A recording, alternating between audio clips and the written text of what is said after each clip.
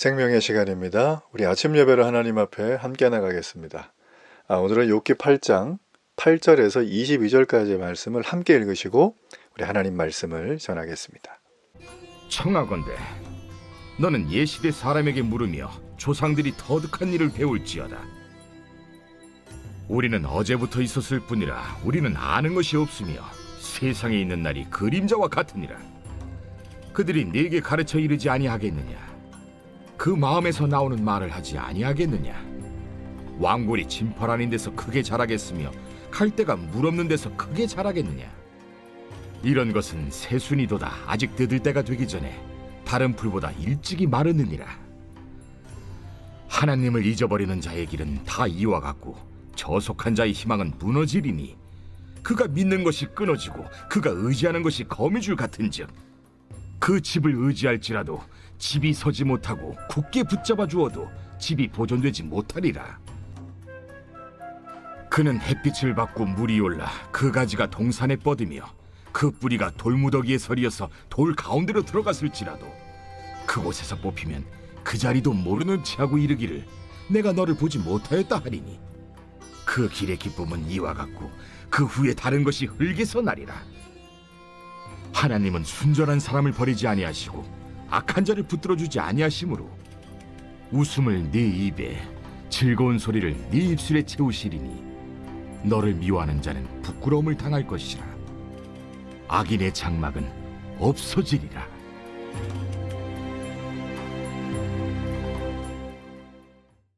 지금 욥의 세 친구 중에 두 번째 친구인 빌닷이 욥에게 말을 계속하고 있습니다. 우리가 어제에 이어서 그가 어떤 말을 더 하고 있는가 계속 좀 살펴봅니다. 빌닷은 옛사람의 지혜에서 배움을 얻으라고 조언합니다. 8절에 보시면 청하건대 너는 옛시대 사람에게 물으며 조상들이 터득한 일을 배울지어다 라고 했습니다. 그렇죠. 우리가 가지고 있는 믿음, 우리가 알고 있는 말씀은 이 옛사람들로부터 전해진 것이기도 합니다. 그러니까 우리는 조상들의 경험과 지혜 덕분에 이 많은 시행착오를 거치지 않고 새로운 어떤 성장과 발전을 이루고 왔습니다. 하지만 우리를 매일 새롭게 하시며 놀라운 일로 이루시는 분은 조상들의 지혜가 아니라 바로 나와 함께 동행하시는 하나님이십니다. 특별히 성령 하나님은 우리에게 우리의 삶과 행동을 인도하시는 놀라운 분이십니다. 말로 표현이 될 수 없습니다. 보여주려고 그래도 보여줄 수 없습니다. 그러나 남들은 불안해하고 남들은 알 수 없다고 외치며 이리 방황하고 저리 넘어지고 있지만 이 성령의 인도를 받는 하나님의 자녀들은 전혀 다릅니다. 갈라디아서 5장에 그 부분이 너무나 잘 나와 있으니 오늘 한번 시간을 내서 읽어보시길 바랍니다. 자, 빌닷은 이어서 11절 말씀에 보면 왕골이 진벌 아닌 데서 크게 자라겠으며 갈대가 물 없는 데서 크게 자라겠냐. 당연한 말을 하죠. 자연의 법칙을 빗대면서 욥에게 일어난 일은 너 당연한 거다라고 얘기를 합니다. 물론 성경에 보면 악인의 몰락은 너무나 당연한 결말입니다. 자, 하지만 동시에 하나님은 악인에 대해서 관용하시죠. 최후의 순간까지 참고 기다리십니다. 자, 그렇게 지금 눈에 보이는 현실을 토대로 그 현실만을 가지고 선과 악을 판단한다는 것은 매우 성급한 행동입니다. 하나님은 의인을 시험하셔서 고통을 주기도 하시고요. 악인의 번성을 그냥 바로 심판하지 않고 놓아두실 때가 있습니다. 여러분, 악인의 심판을 왜 그냥 놓아둘까요?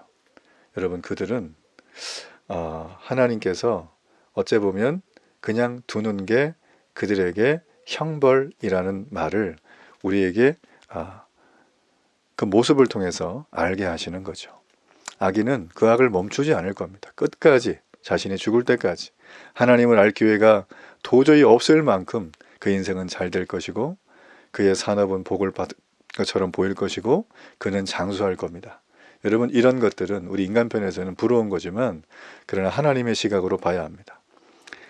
해 아래 새 것이 없지만 해 아래에 있는 모든 피조물은 하나님의 마음을 알 수 없습니다. 우리의 인간의 좁은 시야로, 우리의 정말 한계 많은 두뇌와 지식과 경험으로, 우리의 과학이라든지 이성이라든지 인문적인 철학의 방식으로 하나님을 재단하고 하나님을 편가르고 하나님이 살아계시면 왜 이렇게 하느냐라고 말하는 건 그거는 굉장히 경솔한 말이라는 거예요. 우리가 그런 우에 그런 우위를 범해서는 안 되겠죠. 자, 빌닷의 가장 큰 문제가 여기서 드러나는데 그는 쉽게 욥의 삶과 영혼에 대해서 이미 판단을 했죠. 그러니까 빌닷을 포함한 세 친구는 욥의 가장 가까운 친구라고 분명히 밝혀줬습니다. 근데 그들의 말을 살펴보면 그들은 욥의 삶과 마음을 바르게 판단할 만큼 욥을 제대로 알고 있지 않았던 것 같아요. 이 친구라고 말할 수가 없죠. 여러분 주변에도 그런 친구들이 있는지 모르겠어요. 그들은 하나님이 사탄에게 자랑하시고 싶을 정도의 온전한 삶을 살았던 욥을 계속 죄인 취급합니다. 참 이거는 진짜 희한한 일이에요. 그러니까 경솔하게 다른 사람의 마음과 삶을 판단하고 있는 거예요. 네.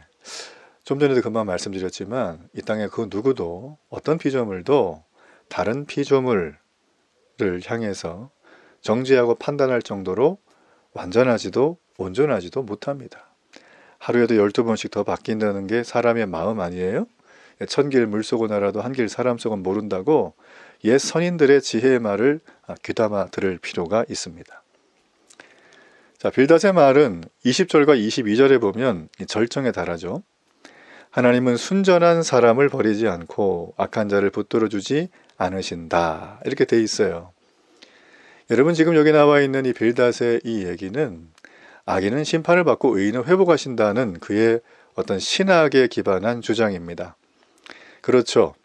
우리가 지혜문학이라고 하는 잠언, 전도서 이런 책들을 보면 이렇게 이 규범으로서의 지혜를 말해주고 있습니다. 이런 겁니다.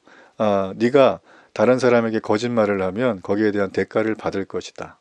이거는 뭐 자타공인 누구나 다 그 대가가 아주 그 사람의 영혼을 힘들게 할 것이다 라는 걸 다 알죠. 그래서 규범적인 지혜를 가지고 있는 게 잠언과 전도서예요. 우리가 저번에 잠언할 때 좀 했던 거 제가 기억이 납니다. 지금 빌닷은 그런 어떤 규범적인 지혜를 가지고 욥을 판단하고 있어요. 그러니까 그의 신앙과 신학의 관점이 바로 그거라는 것입니다. 여러분 그런데 우리가 지혜 문학이라고 하는 책들을 보면 대부분이 다 규범적인 걸로 맞지만 여러분 거기에는 반성에 기반한 지혜도 있습니다. 쉽게 말해 볼게요. 예외가 있다는 거예요. 어떤 상황에 어떤 말에 어떤 상태에 예외가 있는 겁니다. 그 예외를 반성의 지혜 이렇게 부릅니다. 그러니까 그 사람이 그 예외에 걸리게 되면 말 그대로 돌이킬 수 있는 기회가 주어지는 거예요. 돌이킬 수 있는 기회. 그걸 말하는 거예요. 근데 이 빌닷은 그런 게 없습니다. 그냥 악인은 심판, 의인은 회복. 딱 이거예요. 그러니까 너는 악이니까 심판 받았어. 의인이 되려면 하나님 앞에 나와서 회개해야 돼. 라는 거죠. 그러니까 욥은 지금 회개할 수 없거든요. 그래서 우리가 사실 이 빌닷의 말을 들을 때는 굉장히 일리가 있습니다. 우리도 사실 이쪽인 경향이 많죠.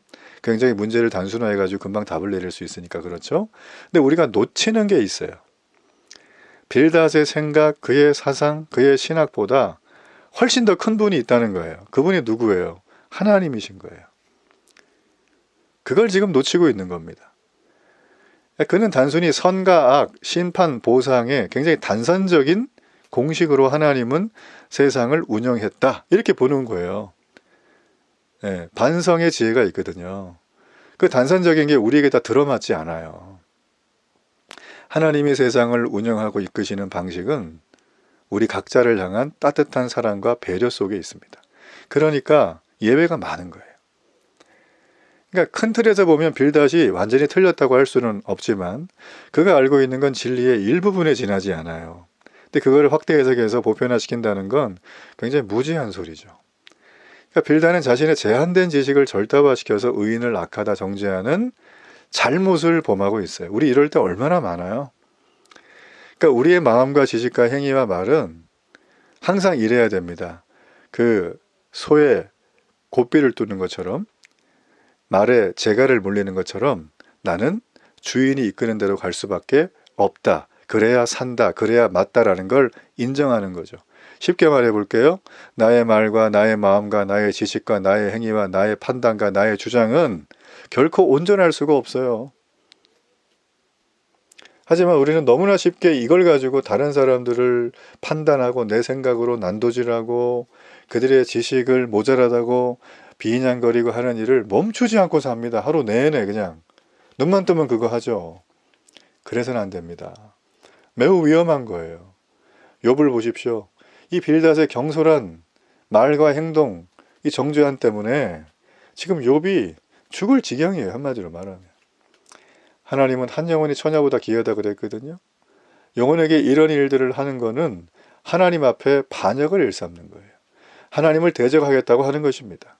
여러분, 그러므로 하나님의 자녀에게 이런 일을 하는 걸 멈추십시오. 이건 매우 위험하고 결코 하나님의 의도 이룰 수 없고 자신의 뜻도 만족시킬 수가 없어요. 지금 빌닷은 이 엄청난 실수가 아닌 욥의 영혼을 완전히 지옥으로 보내는 일을 하고 있다. 여러분, 고난당한 사람을 위로할 때는 우리의 지식은 한계가 있습니다. 그냥 함께 있어주고 함께 식사하고 함께 차 마시고 시간을 보내주는 게 전 제일 좋은 것 같아요. 들어주고 정 뭐가 이렇게 좀 결정할 게 보이면 한번 권면해주고 사랑으로 그렇게 해주는 거예요. 그리고 그게 필요하다 그러면 함께 또 도와주는 거예요. 여러분, 그런 일들을 욥에게 해줬다면 아마 욥기는 훨씬 더 줄어들지 않았을까. 이 9장에 넘어가면요, 내일인데 욥이 대답을 하는데 지금 욥의 상태가 어떻죠? 온몸에 악상 피부병이 있고 자기 부인은 자기를 욕하고 떠났고 뭐 주변에 아무 남은 사람 없고 재산도 잃고 다 잃었어요. 근데 욥이 보면 대답을 잘해요. 이 신기해요. 대답이 명료합니다. 아주 명료해요. 어떤 대답은. 그래서 이걸 보면서 이렇게 고난 중에도 정신 차리고 있을 수 있구나 하는 생각도 좀 하게 되고요. 아무튼 우리가 이 욥의 세 친구와 욥의 대화를 통해서 반복되는 주제를 자꾸 얘기하는 것 같지만 그 안에 작은 차이들이 많다는 거 여러분 기억하시고, 특별히 말씀은 뭡니까? 하나님의 그 죽어있는 말씀이 아니라 오늘 2024년 이 시간 살아서 나를 움직이고 변화시킬 말씀이다. 이렇게 여기고 받아들인다면 복음이 삶이 되는 삶을 살아갈 것입니다. 그런 은혜와 축복이 있기를 간절히 바랍니다. 우리 결단의 기도를 드립니다. 살아계신 하나님, 빌닷의 이 경솔한 행동과 그의 사상과 그의 말들이 한 영혼을 일으키는 게 아니라 죽이는 걸 봅니다. 주여, 절대 제 입술로 내 행위로 내 짧은 지식으로 온전하지 못한 내가 완전하신 하나님의 영역을 침범하지 않고 하나님의 자녀를 끝까지 품고 사랑하신 주님의 마음으로 잘 섬기도록 은혜를 주옵소서. 예수님의 이름으로 기도합니다. 아멘.